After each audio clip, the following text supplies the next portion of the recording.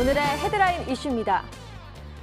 코스피가 미중 무역 협상의 호재로 인해서 한 달 만에 2,090선에 올랐습니다. 오전 한때 코스피는 2,100선을 넘어서기도 했지만 차익 매물 물량이 나오면서 그 상승폭은 둔화됐습니다. 한편 소폭 상승한 코스닥은 5거래일 연속 650선을 유지했습니다. 미국 연방준비제도가 29일과 30일 기준금리 여부를 결정하는 FOMC 회의를 앞두고 있습니다. 추가 금리 인하 전망이 우세한 가운데 제롬 파월 연준 의장이 그 금리 향방을 어떻게 발표할지 주목받고 있습니다. 유럽연합이 영국의 EU 탈퇴 시행일을 이달 31일에서 내년 1월 31일로 3개월 연기하기로 28일 결정했습니다. 앞서 영국의 보리스 존슨 총리는 19일 야당이 만든 노딜 브렉시트 방지법에 따라 자정 직전 EU의 브렉시트 연기를 요청하는 서한을 발송했습니다. 제2기 법무검찰개혁위원회가 검찰의 정보 수집 기능을 즉시 폐지하라고 권고했습니다. 개혁위는 인권 침해를 방지하기 위해 정보와 수사, 기소 기능이 가능한 한 분산돼야 함에도 검찰은 광범위한 정보 수집 기능을 보유하고 있다고 지적했습니다.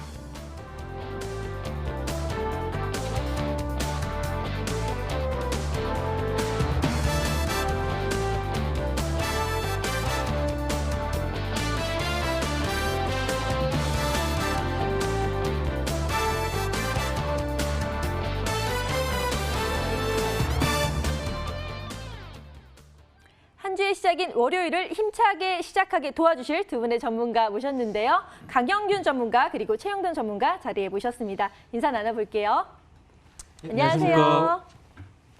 네, 그럼 이제부터 주식시장의 명암을 가려보는 시간이죠. 아싸 인싸를 진행해 보도록 하겠습니다. 이하선 캐스터 소개해 주시죠. 네, 이번 달 마지막 주가 왔습니다. 이번 주의 첫 번째 거래일이기도 하죠. 월요일 장 마감했고 또 월요일 밤을 맞이했는데요. 오늘 장 어떻게 잘 대응하셨나요? 오늘 어떤 이슈 있었는지 함께 살펴보면서 내일 장 투자에 대한 지혜 모아볼 수 있는 아싸 인싸 시간입니다. 먼저 우리 증시를 웃게 할 수 있었던 인싸 소식 모아봤습니다. 함께 살펴보시죠. 첫 번째 인싸 소식입니다.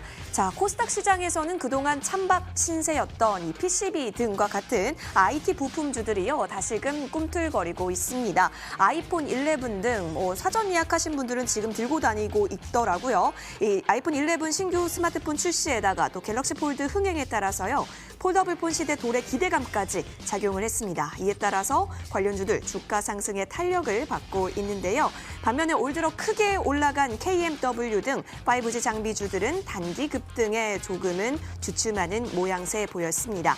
연말 코스닥 시장을 견인한 주도주 교체가 임박했다라고 하는 분석 나오고 있으니까요. 자, IT 부품주 한번 눈여겨볼 만한 것 같습니다. 이어서 다음 인싸 소식으로 넘어가겠습니다. 다음 인싸 소식은 증권업계의 행보에 대해서 좀 가지고 왔어요. 증권사들이요, 잇따라 덩치를 좀 키우고 있습니다. 증자에 나서고 있는 건데요. 아무래도 업무가 IB, 그러니까 투자은행 업무 위주로 증권사 포트폴리오가 재편이 되게 되면서요. 이제부터는 덩치를 키워서 다른 투자 업무에 좀 더 뛰어들고자 하는 겁니다. 증권사들이 이렇게 덩치를 키우는 데는 사실 이유가 있습니다. 최근 들어서 대외 변수에 좀 출렁이는 국내 증시, 이러한 투자자들이 좀 국내 증시를 외면하게 되다 보니까요. 아무래도 증시 거래 대금이 줄어드는 추세에 따른 것으로 보입니다. 증권업계 살펴봤고요. 이어서 다음 인싸 소식은요. 공매도 관련 규제에 대해서 어떤 제스처가 금융당국으로부터 나왔습니다. 살펴보겠습니다. 자, 공매도를 둘러싼 개인 투자자들의 원성이 좀 끊이지가 않고 있는 가운데 금융당국이 개선 방안을 검토해 보겠다라는 제스처를 취한 겁니다. 윤석헌 금융감독원장, 공매도 제도에 대해서 부분 폐지할 수 있다, 이러한 언급을 하게 된 건데요. 이에 투자자들의 기대감 역시 높아졌지만 이게 정말로 실현 가능한 것이냐라고 하는 부분에 있어서는 회의감을 갖고 있는 사람들도 많습니다. 하지만 국내 자본시장에 대한 개인들의 반감도 쌓일 대로 쌓여 있는 상황이라서요. 정부가 마냥 뒷짐지고 이렇게 방치할 수는 없을 것이다라고 하는 일종의 의견에도 힘이 실리고 있는 상황이니까요. 공매도 규제 계속해서 지켜보시면 좋겠습니다. 이어서 다음은 아싸 소식입니다. 우리 시장을 앞불싸 좀 아쉽게 했었던 아싸 소식 봤는데요. 자, FOMC 10월 현지 시간으로는 29, 30일에 FOMC가 열리게 됩니다. 이때 미국에서 기준금리 인하 여부가 좀 결정이 될 것 같은데요. 자, 이걸 놓고 인하에 많은 사람들이 베팅을 하고 있지만 인하가 되지 않을 수도 있다라는 이러한 시각도 계속해서 흘러 들어오고 있는 상황입니다. 따라서 시장은 기준금리 인하에 베팅한 상황 속에서 이것이 좀 만약에 결과가 반대로 나오게 된다면 증시에 좀 상당한 충격을 줄 것이다라는 전망이 있습니다. 한국 증시도 영향을 받아서 부진해질 것이다라는 건데요. 따라서 증권업계 FOMC 결과를 보고 나중에 대응에 나서도 늦지 않다라고 조언을 하고 있습니다. 이렇게 증시 변동이라는 리스크를 갖고 있으니까요. 이 부분 투자자들에게 조언을 아끼지 않고 있다는 점도 아싸뉴스에서 함께 살펴봤습니다. 오늘 장 아싸 인싸 소식 짚어봤습니다. 네, 요즘 찬밥 신세였던 IT 부품주에 관심이 좀 쏠리고 있고요. 또 유상증자로 인해서 덩치를 키우는 증권업계 소식까지 전해드렸습니다. 그리고 금감원장이 공매도 부분의 폐지를 언급을 했는데 과연 실현이 될 수 있을지 좀 주목을 받고 있습니다. 그리고 마지막으로 10월 FOMC가 과연 추가 금리 인하를 할지 여기에 따라서 또 한국 증시의 방향성이 달라지기 때문에 또 많은 분들이 관심을 갖고 계신데요. 오늘도 참 여러 가지 이슈가 있는데 이 중에서 전문가님들은 어떤 이슈에 대해서 자세히 말씀해 주실지 알아볼까요? 자, 이번에 먼저 강영균 전문가님께 여쭤보도록 하겠습니다. 어떤 이슈 말씀해 주실 건가요? 예, 제가 주목해본 이슈는 찬밥 신세였던 IT 부품주가 치고 나간다라는 뉴스 주목해봤는데요. 저희가 항상 이 방송에 나오면서 말씀드렸습니다. 앞으로 그러니까 7월, 8월 달부터 계속 말씀드렸을 때 앞으로 하반기에 주도될 섹터들은 디스플레이 섹터 그리고 5G, 폴더블 폰 그렇게 말씀드렸죠. 그리고 비메모리 반도체, 자동차 이렇게 말씀드렸는데 지금까지 말씀드린 대로 순서대로 잘 진행이 됐어요. 그러면서 이제 5G가 많이 올라갔었고 지금 고점에서 약간 주춤하는 상태고 디스플레이도 좀 많이 올라간 상태고 그리고 지금 폴더블 폰 관련주도 최근에 한 70%, 80% 거의 100%까지 올라가는 모습도 보였습니다. 그렇다면 이제 남은 섹터는 비메모리 반도체와 자동차 섹터 중 그렇게 두 가지로 남았다고 볼 수 있는데요. 지금 이제 실적 시즌입니다. 근데 5G가 실적이 좋아서 그동안 올라간 게 아니에요. 그렇죠? 기대감 때문에 많이 올라간 건데 5G 관련주들이 실적 시즌이 도래되면서 그거에 대해서 이제 물론 많이 올라간 거에 대한 차익 실현 물량도 있고 그리고 실적 시즌에 대해서 실적이 비교적 안 나온 부분에 있어서 또 그에 대한 실망 매물이 나온 것도 있겠죠. 그러니까 이제 그동안에 갖고 계셨던 만약 5G 관련주들의 보유자분들께서는 수익 실현을 하고 그다음에 지금 앞으로 더 이제 오를 종목들 비메모리 반도체라든지 자동차 쪽으로 옮겨 타신 다음에 수익을 크게 내셔갖고 다시 또 5G가 돌아왔을 때 이렇게 옮겨가는 게 좋을 것 같다고 보고 있습니다. 왜냐하면 이제 5G가 지금 많이 빠지고 있는데 이게 안 좋아서 빠지는 건 아니거든요. 그동안 단기간에 많이 올라왔고 그리고 실적 시즌을 맞이해서 그게 안 좋기 때문에 빠지는 건데 이제 5G는 지금 상용화 10월 달 들어서 이제 상용화가 된 겁니다. 그렇다고 하면 이게 대중화가 되고 더 커지고 그 시장의 파이가 커진다면 그거에 대해서 앞으로 더 커지는 파이에 대해서 그거에 대한 성장성에 더 크게 주가는 상승을 할 겁니다. 그렇기 때문에 지금의 단기간의 조정은 어쩔 수 없다라고 판단이 됩니다. 그래서 5G 갖고 계신 분들은 수익이 나신 분들은 익절을 하시고 만약에 손실 중이어서 아마 추가 매수를 할까라고 이렇게 고민하시는 분들 같은 경우는 추가 매수는 자제해 주시고 제가 조금 전에 말씀드렸던 앞으로 또 성장할 수 있는 그런 섹터들 아직 안 오른 섹터들 저희가 말씀드린 업종 중에서 안 오른 게 비메모리 반도체하고 자동차 업종이 있습니다. 그쪽에서도 전기차 많이 있겠죠. 그런 쪽에 투자를 하신 다음에 추가 물량으로 그걸 수익이 난 만큼 다시 적정하게 덜어내신 후에 내년에 5G 올라갈 때 그때 5G 쪽을 바라보시면 좋을 것 같다라고 보이고 있습니다. 그러니까 아직 남아있는 IT 업종도 남아있고 그리고 자동차 업종도 지켜볼 만하다라는 게 제 의견입니다. 네, 실적 시즌이 다가오면서 또 IT 부품주에 대한 관심도 쏠리고 있는데요. 폴더블폰도 잘 나가고 있고 앞으로 좀 더 계속해서 잘 상승을 할 수 있다. 하지만 5G 같은 경우는 기대감에 주가가 현재 많이 상승한 상태이므로 차익 실현을 좀 하시라라고 말씀을 해주셨습니다. 자, 이번에는 최영돈 전문가님께 여쭤보도록 할게요. 여러 이슈 중에서 어떤 거에 관심이 많이 가시나요? 예, 그렇습니다. 좀 마지막 이슈를 좀 보셔야 될 것 같은데요. 자, 10월 FOMC 선택과 한국 증시라는 좀 기사를 좀 알아봤습니다. 자, 일단은 이제 FOMC가 이제 하루 앞으로 좀 나온 상황이고요. 시장에서의 관심도가 상당히 좀 많아지고 있는 그런 이제 상황이라고 보시면 좋을 것 같습니다. 자, 국내 증시도 마찬가지로 25bp 금리 인하를 시켰던 상황이었기 때문에 과연 미국 쪽에서 FOMC 쪽에서 금리 인하를 좀 시켜줌으로 인해서 글로벌 경기를 좀 확장을 좀 시켜줄 수 있는 이벤트가 좀 이루어질 수 있을지에 대해서 좀 관심이 좀 높지 않나라는 말씀드릴 수가 있을 것 같고요. 뭐 이러한 부분들이 금리 인하 부분에 대해서 시장에 대한 기대감이 상당히 좀 고조가 되고 있다라고 보시면 좋을 것 같습니다. 일단은 금리 인하에 대한 가능성들을 좀 90% 이상으로 좀 보고 있는 상태이기 때문에 상당 부분 시장은 어느 정도 진행이 되고 있지 않나라는 말씀드릴 수가 있을 것 같고요. 뭐 그에 따라서 10월달 중반 이후로 금리 인하에 대한 내용들이 시장에 일부 선반영이 됐던 부분들, 자 그렇더라고 되면은 일단은 기대했던 부분들이 현실화가 됐었을 때 시장에서에 대한 반응들을 좀 기다리셔야 될 것 같은데 뭐 그런 부분들에서 보시게 되면은 현재 지금 경기가 너무 안 좋습니다. 경기 자체가 좀 안 좋은 상황에서 금리 인하를 시켜줬을 때 시장에서 환호성을 좀 지르면서 상승으로서에 대한 턴어라운드가 좀 이루어질 수 있을지 여부를 좀 체크를 하셔야 될 것 같고, 다만 실질적으로 현실화가 되고 나서 차익에 대한 매물들이 좀 소화가 되고 다시 한번 시장에 대한 반등 흐름들이 좀 나와줄지 여부에도 일단은 관심을 좀 가지셔야 될 것 같고요. 다만 이제 이러한 부분들을 좀 뒤로 하고 현재 상황을 고려했을 때 금리 인하에 대한 부정적인 의견들도 일각에서는 지금 일고 있는 상태이기 때문에 실질적으로 시장에서 금리 인하가 좀 실패를 하고 이제 동결적으로 좀 진행이 됐었을 때 시장 충격은 좀 불가피하지 않을까라고 말씀드릴 수가 있으니까, 앞서 우리 캐스터님께서 마지막에 했던 전략이 사실은 가장 좀 현실적이지 않을까라는 말씀드릴 수가 있을 것 같아요. FOMC 이후에 시장에 대한 전략들을 다시 한번 좀 수정할 수 있는 기회로 삼으셔도 나쁘지 않다라는 관점이기 때문에 현재 10월 달에 FOMC에 따른 시장에 대한 방향성은 실질적으로 뭐 전반적인 흐름들로 봤었을 때는 긍정적인 포인트로 좀 보시면 좋겠다라고 보시면 좋을 것 같고요. 다만 제가 말씀드리려고 하는 부분들은 그 이벤트로 인한 시장에 대한 변동성은 지금 수준에서는 좀 피해가자라는 의견을 좀 제시해드리고 싶습니다. 네, 10월 FOMC에서 추가 금리 인하에 대한 가능성이 높아지고 있는데요. 아직 확실히 결정이 된 것이 아니고 또 동결이 됐을 경우는 시장 충격을 받을 수도 있다. 하지만 FOMC 이후에 시장 전략을 또 잘 대응한다면 또 현명하게 대처할 수 있지 않을까라는 생각이 듭니다. 자, 이렇게 해서 아싸인사이드에서 전문가님들의 의견을 들어봤고요. 지금부터는 오늘 시장을 뜨겁게 달군 투데이 핫 종목에 대해서 알아보도록 하겠습니다. 지금 보시죠. 네, 수강센터입니다. 오늘 장을 되썩인 투데이 핫 종목 5가지 모아왔습니다. 오늘 장을 뜨겁게 달궜던 핫 종목 함께 살펴보도록 하겠습니다.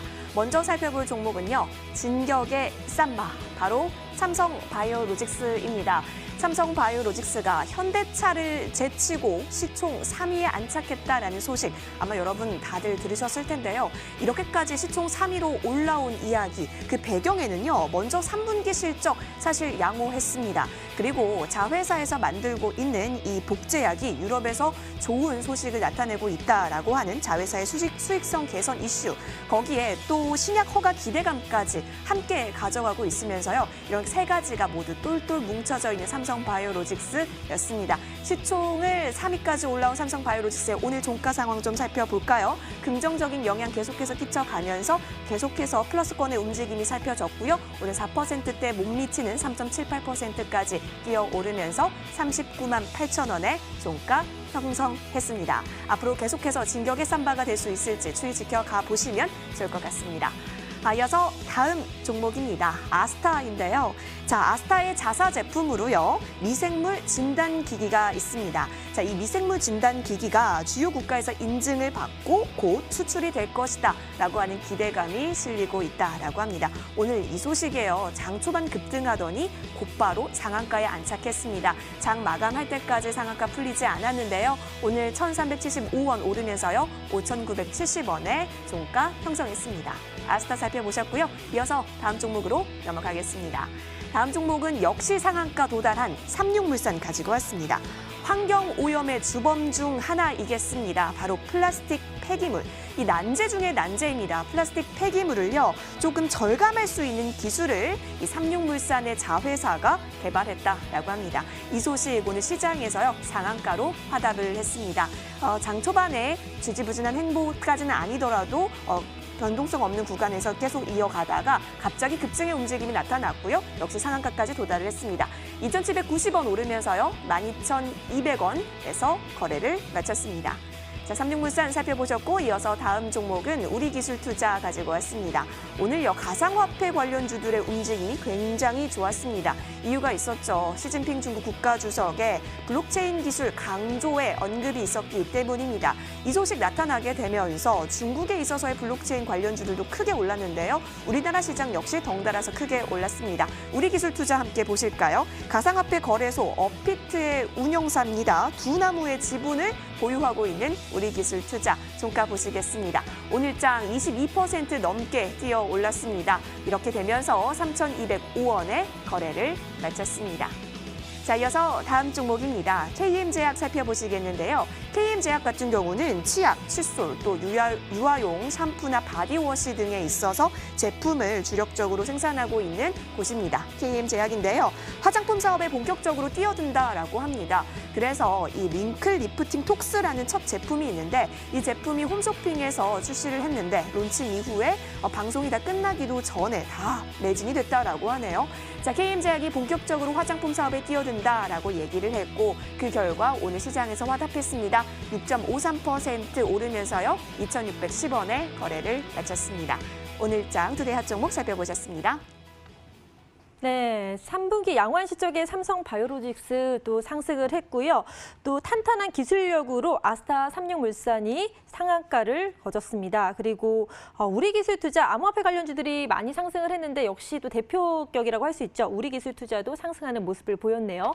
오늘도 참 궁금한 종목들이 많은데요. 전문가님들은 어떤 종목에 집중하고 계실지 지금부터 알아보도록 하겠습니다. 먼저 강영균 전문가님, 여러 종목 중에서 하나만 선택을 해주셔야 돼요. 어떤 거 선택하시겠어요? 네, 제가 선택한 특징주는 삼육물산이라는 종목인데요. 동사 같은 경우는 뭐 자회사인 SR테크노팩이 유가농 전문 기업인 푸드밀과 손잡고 플라스틱 폐기물에 대한 줄일 수 있는 신기술을 개발했다, 상용화에 성공했다라는 스토리와 함께 오늘 상한가로 갔습니다. 근데 뭐 이런 부분에 되게 좋은 소식이기도 하고 그동안에 플라스틱 제품의 쓰레기 같은 경우는 분리수거를 하지 않고 또 분리수거를 하더라도 깨끗하게 청소하지 않으면은 재활용이 불가능하고 그랬었는데 그리고 나머지는 다 그냥 폐기물로 들어갔었는데 이런 부분이 있어서 그런 쓰레기 부분이 아닌 다시 재활용이 되거나 그리고 폐기물 감소될 수 있는 신기술적인 부분이 이번에 SR테크노팩에서 발표함에 인해서 많은 그게 앞으로의 주가 영향을 많이 될 것이다라고 바라보고 있습니다. 또한 작년에 이제 정부 정책에서 환경부가 발표한 재활용 폐기물 관리 종합 대책을 2030년까지 하겠다 그런 거에 정부 정책에도 맞물려서 되게 좋게 흐름이 이어질 것이라고 보고 있는데요. 오늘 주가를 보게 되면은 차트상으로 모습을 보게 되면 8월 달에 고점을 찍고 우하향하던 그림에서 최근에 최근에 좀 우하향했다가 금일 대량 거래를 동반해서 상승하는 것을 볼 수 있습니다. 근데 이제 8월 달에 상승했다가 횡보하는 구간 있죠. 여기서는 9월 25일쯤 되는데 9월 25일부터 주가는 계속 하락하였는데 차트상에서 보게 되면 외국인은 계속 순매수를 했다는 거죠. 이렇다는 거는 뭔가 어떤 이슈가 있기 때문에 외국인이 계속 순매수를 했다는 부분인데 금일 그게 바로 발표가 나면서 SR테크노팩에 대한 신기술에 대한 호재성 이슈가 나오면서 급등하는 모습을 볼 수 있습니다. 근데 물론 오늘 외국인이 좀 순매도를 하긴 했지만 그거를 또 기관에서 많이 받쳐주었고 종목별 투자자 부분을 보게 되면은 그동안에 9월 달에 순매수 쭉 했던 외국인의 순매수량이 아직도 34만 주나 남아 있고요.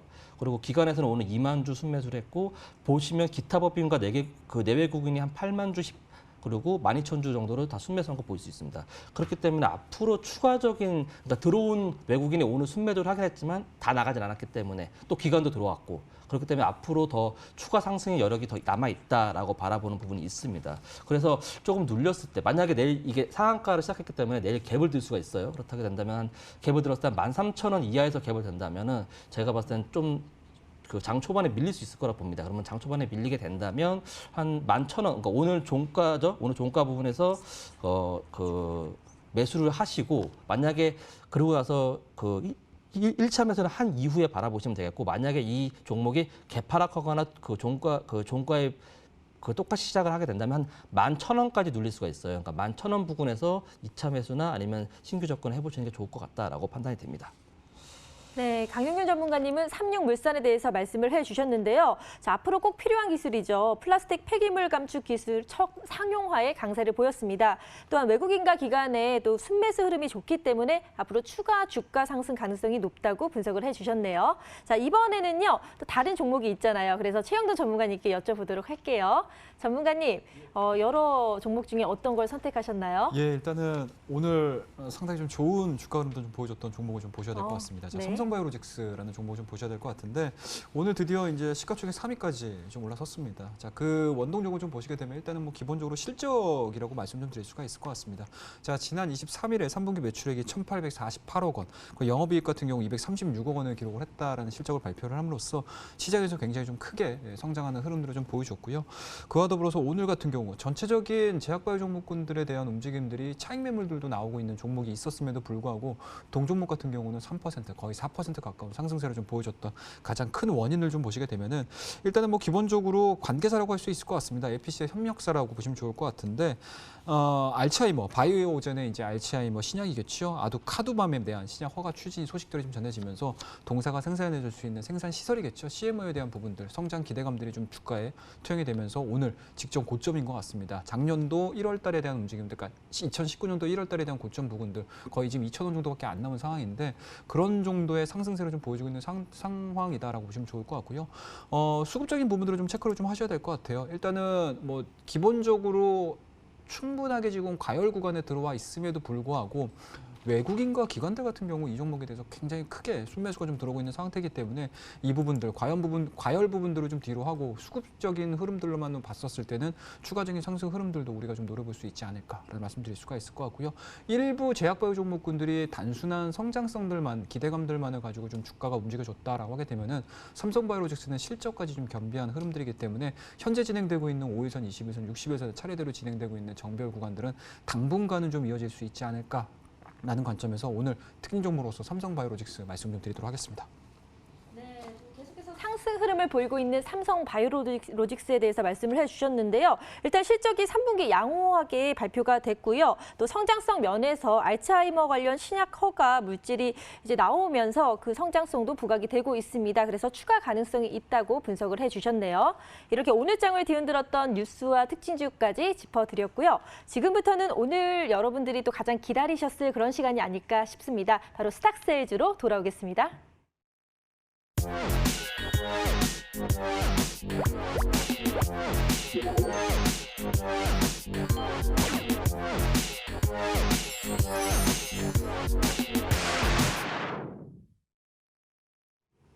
머니W가 심혈을 기울여 기획하고 제작한 스탁세일즈 시간입니다. 오늘은 어떤 종목이 나타나게 될까요? 저와 함께 스탁세일즈 잠시만 기다려 보시죠. 자, 저희 머니W는요, 매일매일 승자가 공개됩니다. 승자가 공개되면 다음날 열리는 장중 무료 방송 진행해 주시는데요. 자, 이 무료 방송 함께하면 혜택이 있습니다. 함께해 주신 분들 저희가 추첨을 통해서 푸짐한 상품 전해드리고 있는데요. 자, 과연 오늘 무료 방송에서는 어떤 분께서 당첨이 되셨을까요? 저희가 추첨을 진행했고 지금 제 손에 당첨자가 있는데요. 지금 바로 공개하도록 하겠습니다. 짜잔! 네, 축하드립니다. 끝자리 번호 5495님이시네요. 성공투자 하실 수 있도록 머니W에서 응원하도록 하겠습니다. 성공투자 하세요. 네, 감사합니다.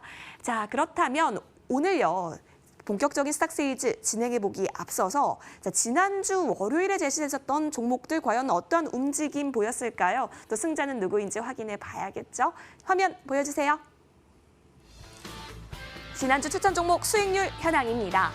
자, 대덕전자 가지고 와주셨던 최영동 전문가님, 대덕전자가요 4.57% 뛰어오른 흐름 보여줬고요. 자, 강영윤 전문가도 나와주셨었는데 샘코 가지고 와주셨죠. 10.19% 뛰어오른 모습 확인이 되고 있습니다. 자, 그렇다면 승자는요? 네, 축배를 들어라. 이번 주 우승자는 강영균 전문가셨습니다. 전문가님 축하드립니다. 자, 이렇게요. 또 승자를 확인하고 나니까요. 오늘 나타나게 될 종목들 빨리 확인해 보고 싶지 않으신가요? 제가 또 열심히 힌트를 준비했습니다. 여러분 함께 맞춰보러 가보시죠.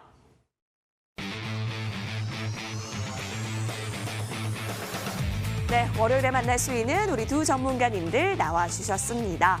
자, 최영동 전문가님이신데요. 추세, 추종, 대시세, 포착 기법을 통해서 오늘 가지고 와주신 종목은요.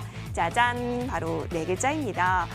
이 종목은 사실 알 분들은 다 아실 것 같아서요. 제가 큰 힌트를 드리지 않아도 될 것 같습니다. 딱 보시면 아시겠지 않겠습니까?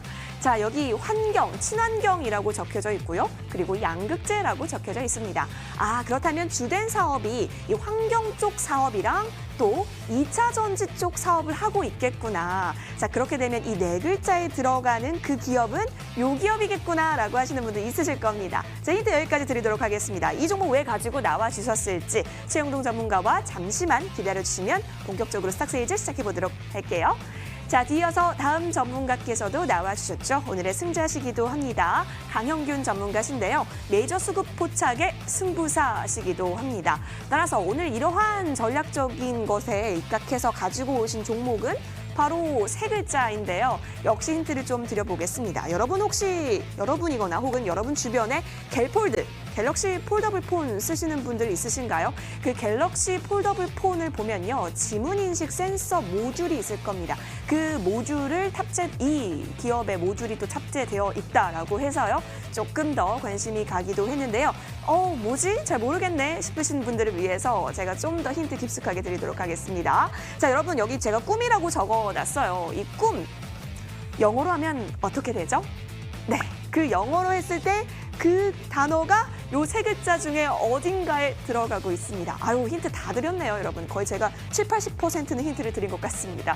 자, 이 종목 과연 어떤 종목일까요? 역시 강영균 전문가와 스탁스에이즈 하실 때 살펴보도록 하시죠. 강영균 전문가는 오늘의 승자시기 때문에요. 내일 무료 방송 진행해 주십니다. 9시 장이 스타트할 때 역시 무료 방송 함께해 주시니까요. 시크릿 종목도 함께 받아보시고 또 여러분 간단하게 종목 상담도 받아보시면 좋을 것 같습니다. 자, 그럼 최영동 전문가와 먼저 스탁스에이즈 시작하도록 하겠습니다. 머니W 채널 고정.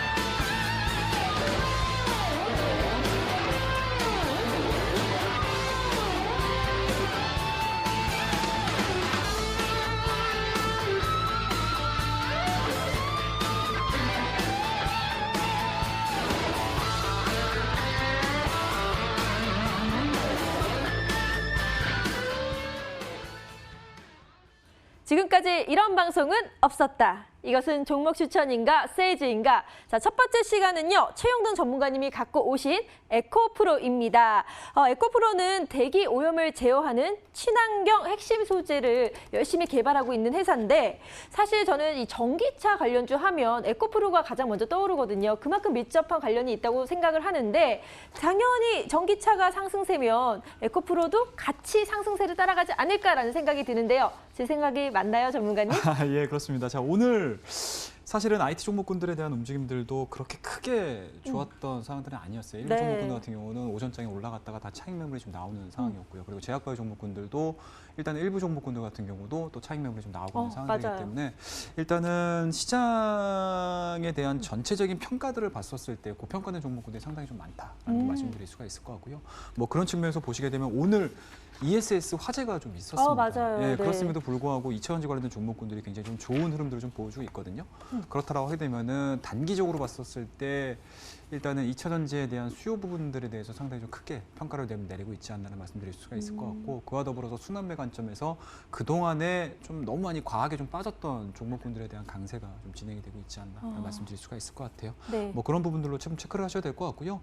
뭐 전체적인 큰 그림들 좀 매크로적인 측면으로 좀 보시게 되면 일단은 항상 좀 많이 말씀을 좀 드려요. 네. 전기차에 대한 수요 부분들이 올해부터 시작을 해서 내년도까지 이어질 가능성이 상당히 높다는 거. 저도 전기차가 사고 싶더라고요. 그러시죠? 점점. 네.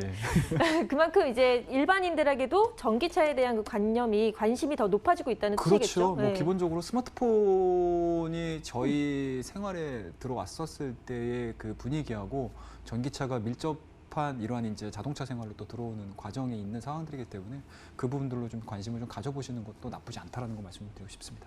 네, 자 지금부터 2020년 전기차의 성장세는 가속화될 것 같다라고 말씀을 해주셨는데요. 그런데 사실 2차 전지 이 양극재 소재에 대한 관심이 정말 높아지고 있습니다.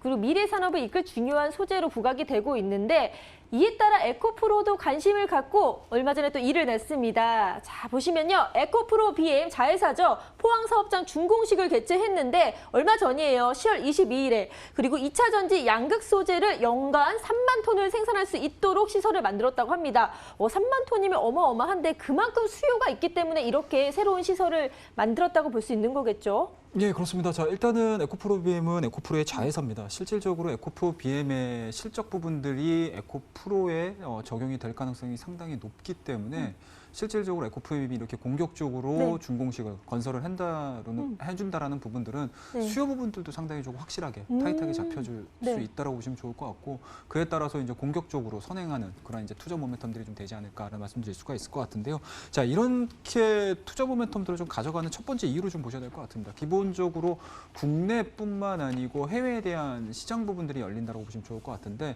드디어 이제 11월 달이면은 폭스바겐의 MEB 프로젝트의 첫 번째 와. 라인이라고 할 수 있는 ID3가 드디어 이제 생산이 들어갑니다. 네. 그와 더불어서 최근에 관련된 뉴스를 좀 보시면은 아시겠지만 포드도 전기차를 생산해내지는 않지만 포드에 대한 포드향 전기 충전소를 만들겠다라는 뉴스들이 좀 나왔었어요. 네. 그와 더불어서 벤츠도 드디어 전기차 자동차를 드디어 생산하기 위한 준비를 좀 과정을 좀 버텨주고 있는 상황들이기 때문에 전반적인 모빌 시장에 대한 트렌드 자체가 친환경차 쪽으로 좀 진행이 될 가능성이 상당히 높지 않을까라는 말씀드릴 수가 있을 것 같고 그와 더불어서 제가 일전에 한온 시스템이라는 종목을 말씀드리면서 네. 2020년도 유럽의 이산화탄소 규제라고 말씀드렸습니다.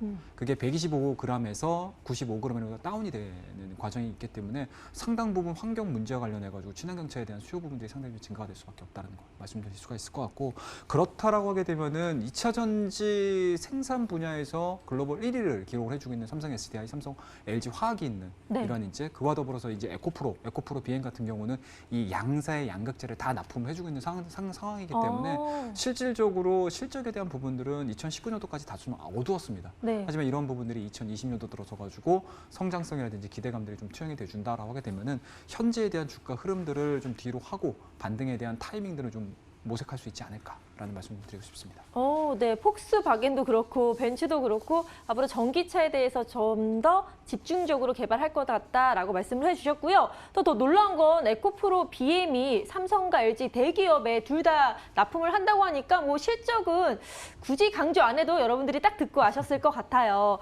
그런데 실적이 안정적일 것 같다는 생각은 드는데 실제로 재무제표가 얼마나 양호한지 좀 자세히 말씀해 주시죠. 예, 그렇습니다. 일단은 동사 같은 경우는 뭐 2차 전지와 관련된 이야기도 좀 집중적으로 해드렸는데 사실은 본업 자체는 환경사업부에 있다라고 말씀 좀 드릴 수가 있을 것 같아요. 일단 환경 매출 자체가 2018년도에 800억이었는데 2019년도로 들어서 가지고 1,300억까지 증가가 될 가능성이 상당히 높다. 63%의 성장세를 좀 보여주고 있는 상황이기 때문에 상당 부분 실적에 있어서도 안정화를 좀 꾀할 수 있지 않을까라는 말씀드릴 수가 있을 것 같습니다. 자, 우리가 이 FM 가이드를 통해 가지고 실적을 좀 보셔야 될 것 같은데요. 자, 일단은 1분기 실적 자체가 상당히 좀 좋았습니다. 그리고 2분기 실적 자체도 1,400억 정도 그리고 영업이익 자체를 120억 정도 지금 걷어들인 상태이기 때문에 3분기 실적에 대한 부분들도 폭발적인 성장 흐름들이 나오지는 않지만 예년과 거의 유사한 수준의 실적을 발표할 가능성이 상당히 높다. 네. 보시면 좋을 것 같고요. 전체적인 2019년도의 실적을 좀 연간 실적을 좀 보시게 되면 일단은 작년도에 6,600억 원의 실적을 기록을 했습니다. 하지만 시장에서 예측치 가치가 7,500억 정도이기 때문에 양극재를 제외하고 본업에 대한 성장 흐름들은 상당 부분 잘 진행이 되고 있다라고 보시면 좋을 것 같고요. 단기 순이익도 마찬가지로 작년도에 462억 원이었다고 하게 되면은 올해 같은 경우 470억, 좀 준수한 성적을 기록할 가능성이 상당히 높다. 그렇다고 되면은 오히려 주가에 대해서, 그러니까 주가가 미리 선반영됐다고 보시면 좋을 것 같아요. 최근 들어서 주가가 선반영되고 조정을 받은 이후에 2020년도에 대한 실적 부분들이 주가에 투영이 되기 시작을 한다라고 하게 되면은 현재 지금 보여주고 있는 답답한 흐름들을 네. 좀 뒤로 하고 상승으로 턴어라운드가 좀 이루어질 수 있지 않을까 말씀 좀 드리고 싶습니다. 네, 3분기 바로 턴어라운드가 이뤄질 수 있을 것이라도 말씀을 해주셨는데요. 그러니까 성장성도 좋은데 재무제표를 하나하나 또 해주셨는데 뭐 드라마틱한 성장은 아니지만 이미 충분히 주가에 선반영이 돼 있고 안정적으로 가고 있다라고 말씀을 해주셨습니다. 자, 이렇게 좋은 종목 지금 잡아야겠죠? 투자 포인트 모아 정리 도와드릴게요. 네, 최영동 전문가 월요일에 만날 수 있는 우리 전문가님이시죠. 에코프로 가지고 와주셨습니다. 투자 포인트 꼼꼼하게 설명해 주셨는데요. 저와 함께 판넬 보시면서 사진 보시면서 함께 정리해 보도록 하시죠. 판넬 봐주실까요? 자, 에코프로 BM 함께 보도록 하겠습니다. 자, 에코프로 BM 같은 경우는요. 최근에 이제 이 전기차 성장세가 지속이 될 것이다라고 예상이 되면서요. 이에 따라서 수혜를 좀 얻을 수 있다라고 보고 있습니다. 왜냐하면 이 전기차의 배터리라고 할 수 있는 2차 전지, 이 양극재를 생산하고 있는 이 에코프로 BM, 에코프로의 자회사이기도 하죠. 최근에 굉장한 여러 가지 이슈들 함께 가져가고 있는데 이런 거에 있어서 주가에서도 역시 올라갈 수 있겠다라고 얘기를 해주셨습니다.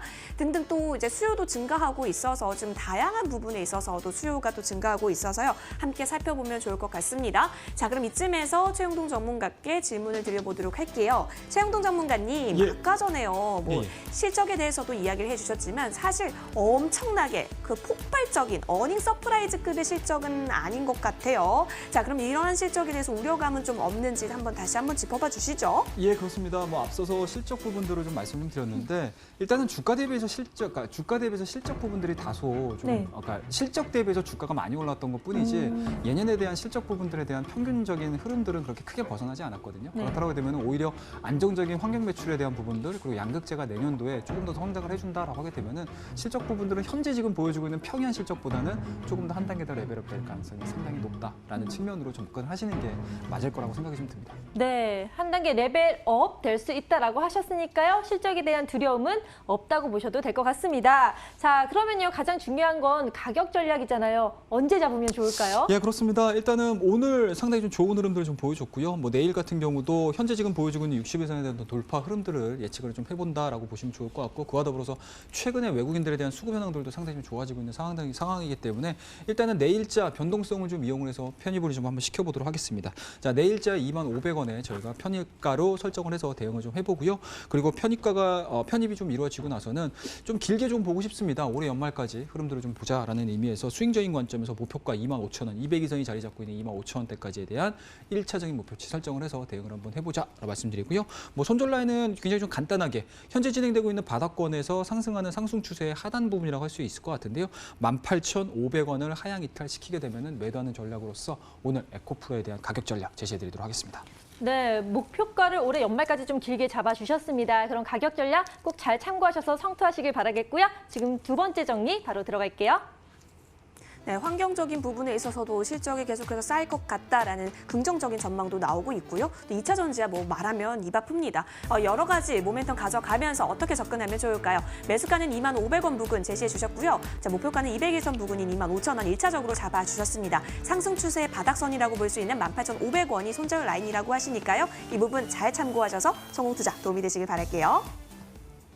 전기차가 성장하면 에코프로도 성장한다. 꼭 기억해 주시고요. 마지막 찬스로 화면을 통해 정리해 드릴게요.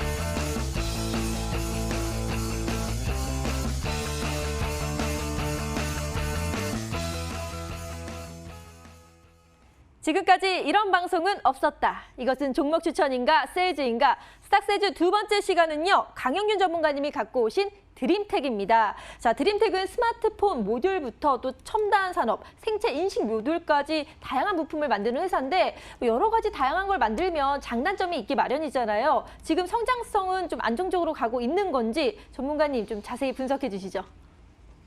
네, 그렇습니다. 드림텍 같은 경우는 지금 말씀하셨듯이 여러 가지 산업에서 전방적으로 많이 들어가 있는 건데 최근에는 스마트폰 갤럭시 S10에 들어가는 그 지문 인식 그런 것 들어오고 갤럭시 S 부분에서 그 지문 인식 대해서 많이 들어갔었는데 최근에 이제 갤럭시 S10에 대해서 좀 문제가 있었죠. 지문 인식에 대한 오류가 있었다라고 했는데 그게 이제 보호 필름이다 그거에 대한 오류가 있었기 때문에 좀 그런 게 있다 이렇게 설왕설래했었는데 최근에 발표를 했죠. 삼성에서 그거에 대해서 소프트웨어 패치를 했으니까 그거를 설치하고 나서는 좀 나아질 것이라고 했으니까 어떻게 보면은 악재가 나온 상황에서 그게 악재를 해소하는 부분의 내용이 나왔기 때문에 그건 좀 좋게 갈 수 있을 것 같기도 보고 있고 이 드림텍이 영위하는 사업이 그 지문인식 센서 부분인데 그게 스마트폰에만 들어가는 건 아니고 그 차량용에 들은 스마트카 그러니까 차량용에도 들어가고 그다음에 또 바이오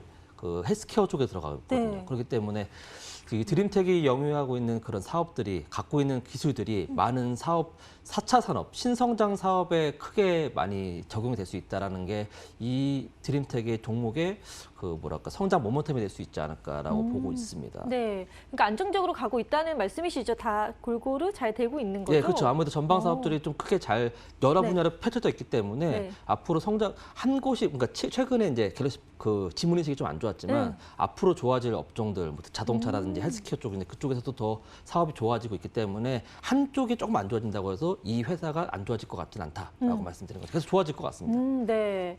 갤럭시 S10에 드림텍의 지문인식 기술이 또 들어갔는지를 몰랐는데 그만큼 기술력을 인정받았다라고 생각을 해주시면 좋을 것 같아요. 근데 요새도 실적 시즌이잖아요. 그래서 드림텍은 실제 매출이나 영업이익이 어느 정도인지 잘 나오고 있는지 그리고 동종 업계 대비 서열이 어느 정도인지 이런 것도 좀 자세히 알려주세요. 네, 드림텍 같은 경우는 이제 스마트폰 부품 그리고 반도체에 들어가는 부품 이런 걸로 해서 최근에 올해 한 중반 한 2분기까지만 해도 비슷한 그런 PER이었었어요. 그러니까 PER이 보통 한 11배 정도로 해서 동종 유사업종에 보게 되면은 여러분도 많이 알고 계신 파트론이라든지 그런 종목들이 같은 PER이 이제 11배 정도였는데 파트론이 최근에 주가가 엄청나게 올랐죠. 그리고 그 외의 종목들도 많이 올라갔는데 드림텍은 악재성, 그러니까 상장한 이후에 많은 그런 스톡옵션 행사로 인해서 그게 악재였거든요. 그것도 계속 발행되면서 주가가 계속 빠졌어요. 그러면서 이 드림텍의 주가는 한 8배 정도로 하향을 하였지만 다른 파트론이라든지 다른 그런 스마트폰 부품주들 같은 정도는 한 44배로 많이 올랐거든요. 그러니까 많이 어떻게 보면 그거에 대해서 저평가돼 있다라고 볼 수 있어요. 근데 많은 분들이 걱정하시는 게 이거예요. 드림텍이 그렇게 좋은 사업인데 최근에 악재가 너무 많다. 그리고 되게 불안하다라고 할 수 있는데 제가 파악해본 결과 악재는 많이 나왔다. 이제 악재가 너무 많이 나왔기 때문에 이제 악재가 계속해서 반복되게 되면 그만큼 주가는 하향을 했고 지금 바닥을 다지고 계속 9월달, 8월달부터 계속 바닥을 다지고 계속 가고 있는 입장인데 악재가 나온 입장에서도 계속 바닥을 횡보하고 있다. 그렇기 때문에 저평가되어 있는 구간이기 때문에 충분히 매력적인 구간이다라고 생각을 해서 가져 나왔습니다. 네. 매도 먼저 맞는 게 낫다고 악재가 이미 나왔기 때문에 앞으로는 좀 더 순조롭게 올라가지 않을까라는 생각이 드는데요. 실적도 좋아질 것 같고 또 성장성도 좋은데 주가가 많이 떨어졌다. 그러면 지금이 좋은 자리, 굿 타이밍이 아닐까라는 생각이 드는데요. 전문가님, 제 생각이 맞나요? 네, 맞습니다. 되게 잘하시는데. 네. 지금 조금 전에도 말씀을 드렸어요. 이제 실적이 막 좋아지진 않아요. 그러니까 작년 대비 않습니다. 근데 전반기에 너무 안 좋았어요. 왜냐하면 그게 그 전방 산업 자체가 좀 안 좋았기도 했고 그래서 매출이 좀 적었었던 부분도 있었고 그리고 생산 공장이 있는 베트남 쪽에서도 그쪽에 문제도 좀 있어가지고 공장의 문제가 아니라 그쪽에 구정 연휴가 되게 길어지고 그래서 생산도 못하게 되고 그런 것들이 시장적인 영향 때문에 매출이 많이 좀 떨어졌던 부분도 있습니다. 그렇지만 그 이후로 계속 점점 좋아졌고 지금도 2분기도 좋아졌고 3분기도 조금 나아질 것 같아요. 근데 지금 시장에서 컨센서스가 바라보는 매출액이 그러니까 올해 들어서 한 6천억 정도 바라보고 있는데 6,200억 정도 바라보고 있는데 그게 조금 정도 지금까지는 많이 부족하게 된데 네. 이제 앞으로 좀 늘어날 것 같다. 그러니까 그거를 메꾸려면 하반기에 매출이 더 발생이 돼야 된다라는 판단에서 아마 11월 달에 발생되는 실적이 조금 좋아질 것 같다라는 그런 예상을 해볼 수 있겠고요. 그 4분기 하반기에도 매출이 좀 좋아질 것 같다라고 바라보고 있고 최근에 보시면은 외국인의 순매수량이 9월 말부터 계속 차트를 보시게 되면은 주가는 계속 하락해서 계속 횡보하고 있는데 외국인의 순매수량이 계속 늘어나고 있어요. 네. 그래서 오늘도 외국인의 순매수가 들어왔고 외국인의 순매수량이 계속 보이죠. 계속 늘어나고 있어요. 그렇다고 한다면은 외국인이 계속 매수하고 있다는 건 뭐겠습니까? 뭔가가 있다는 거죠. 그렇죠. 네, 그렇기 때문에 앞으로 조금 더 지켜본다면 여기서 한 번 정도의 슈팅은 나올 수 있지 않을까라고 보고 있습니다. 네. 그러니까 11월 달 나올 실적도 좋게 나올 걸로 예상이 되고 9월 말부터 외국인들의 순매수가 적극적으로 이루어지고 있다라고 말씀을 해주셨습니다. 정말 좋은 종목 같은데요. 저희가 투자 포인트 모아 첫 번째 정리 들어가겠습니다.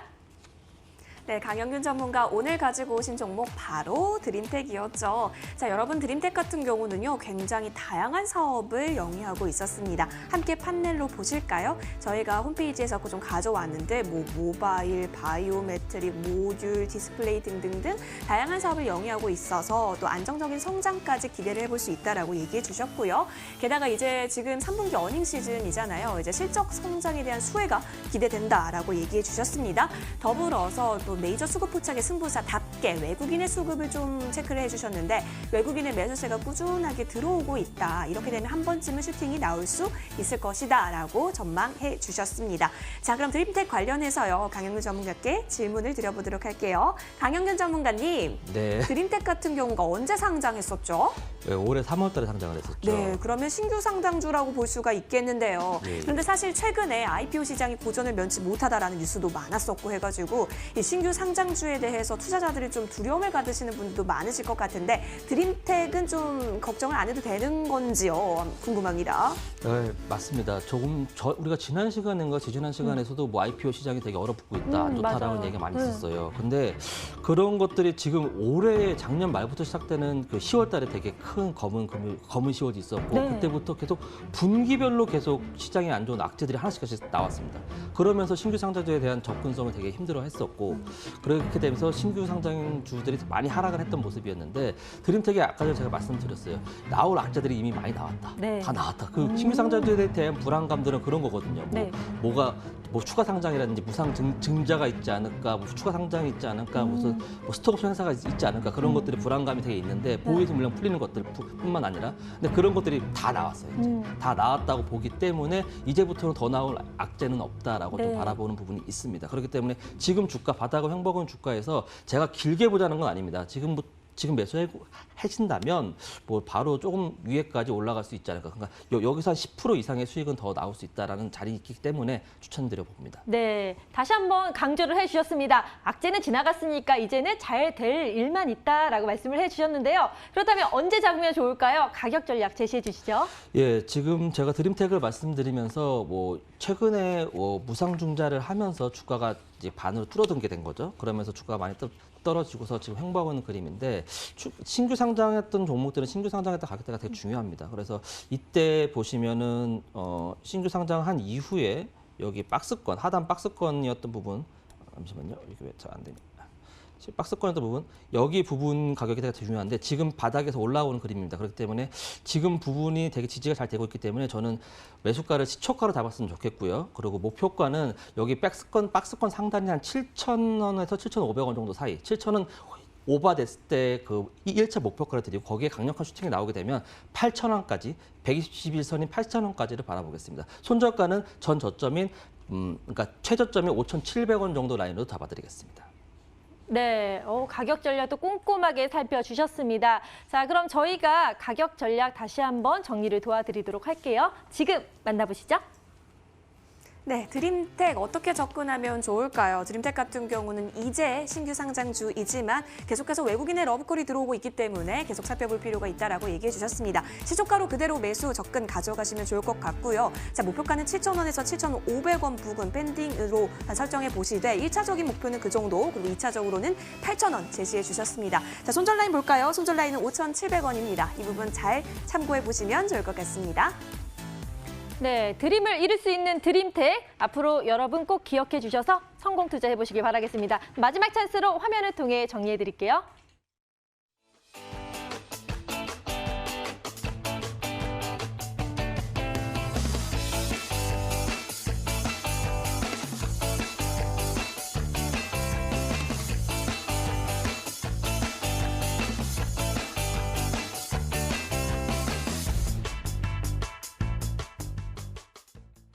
오늘도 열정적으로 월요일 밤 스탁세일즈와 함께 해봤습니다. 그리고 강영균 전문가님이 내일 오전 9시에 또 무료 방송하시고 공개하시는 시크릿 종목도 정말 준비를 많이 하셨다고 하니까요. 여러분 기대 많이 해주시길 바라겠습니다. 오늘도 함께 해주신 여러분 고맙습니다.